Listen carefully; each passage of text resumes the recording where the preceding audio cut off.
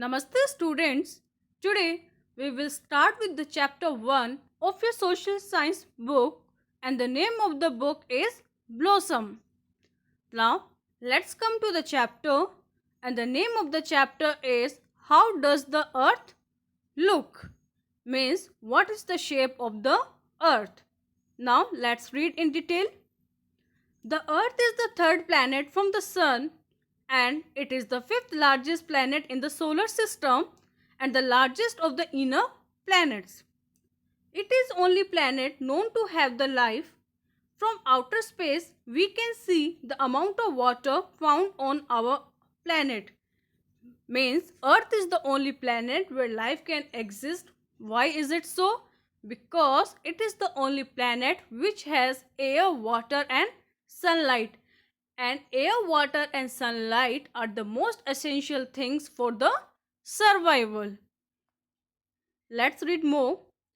The earth is very big in size and round in shape. So, how does the earth look? What is the shape of the earth? Earth is round in shape. We cannot see the whole earth at one time, so we have to make a model of the earth to study it. This model is called a globe. So, what is globe? Globe is the model of the earth. Why the globe is model of the earth? Because it represents the structure of the earth. See, in the picture you can see the globe. Let's read more about globe. A globe is round like the earth and looks like a ball. Even on a globe, we can see only half of the earth at one time. We have to rotate the globe to see the other half. The top point of the globe is known as the North Pole and the bottom point is known as the South Pole. See, in the picture also you can see, we can see only the one half at a time of the globe. To see the second half, we have to rotate the globe. In the same way, to study the earth also, we can see only one half at a time. To study the next half, we have to rotate it. So, what substitute is there for this? We will read further. First, did you know? Earth is the only planet that has an atmosphere containing 21% oxygen. It has liquid water on its surface. The problem can be solved with the help of maps. See, to Earth's study as a whole, we use the globe. But the demerit of globe is that only we can see one half at a time. To see the next half, we have to rotate the globe. But what is there on the map? Maps can be very big or very small. Sometimes we use large size map which can be put up on a wall. They are called wall maps. Maps can be small like the ones in the book. A book of maps is called an atlas. What is an atlas? Atlas is the book of maps. Look at the world map below. And what is map now? A map is a symbolic depiction emphasizing relationships, behavior, elements of some space such as objects, regions or themes. See, this is the world map showing the continents and oceans. Generally, there are 4 main oceans and 7 continents. Now, what is ocean and what is continent?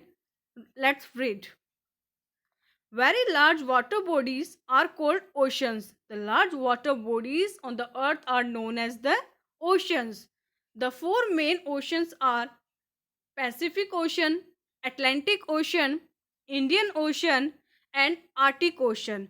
The 4 main oceans are Pacific Ocean, Atlantic Ocean, Indian Ocean and Arctic Ocean.